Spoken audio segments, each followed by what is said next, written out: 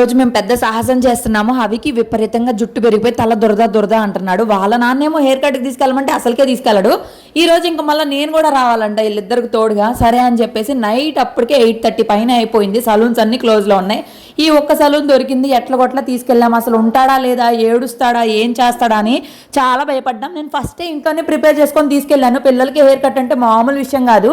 పైగా 2 months పైన అయిపోయింది. దీనికి హెయిర్ అనేది బాగా పెరిగిపోయింది. ఇంకా కట్ చేయాలి, బాగా ట్రిమ్ చేసేయండి అంటే అంట కత్తిర ఎలా అంటారు చూడండి, మిలిటరీ క్రాఫ్ట్ లాగా అట్లా కొట్టిచ్చేస్తే ఒక 2-3 months దాకా రాదని చెప్పి ఇక నిదానంగా చిరాకు స్టార్ట్ అయింది. ఆయనకి ఏంటంటే ఫేస్ మీద పడకూడదు. ఫేస్ మీద పడేసరికి ఫుల్ చిరాకుతో ఏడుస్తున్నాడు.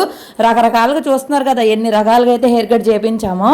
కాసేపు కూర్చున్నాడు. తర్వాత ఫోన్ ఇచ్చినా కూడా చిరాకు పడుతున్నాడు, ఇష్టపడట్లేదు. ఫేస్ మీద పడద్దు. మీ పిల్లలు కూడా ఇంతేనా చెప్పండి. మా దేవుడి దేవల్ల ఎట్ల కొట్ల హెయిర్ కట్ అయితే కంప్లీట్ అయిపోయింది. ఇప్పుడు వాళ్ళ నాన్నకైతే చేస్తున్నారు. మా ఆయనకి పెళ్లి చూపులు, అందుకే చూడండి హెయిర్ కలర్ వేయించుకున్నాడు. నాకైతే ఫుల్ కోపం.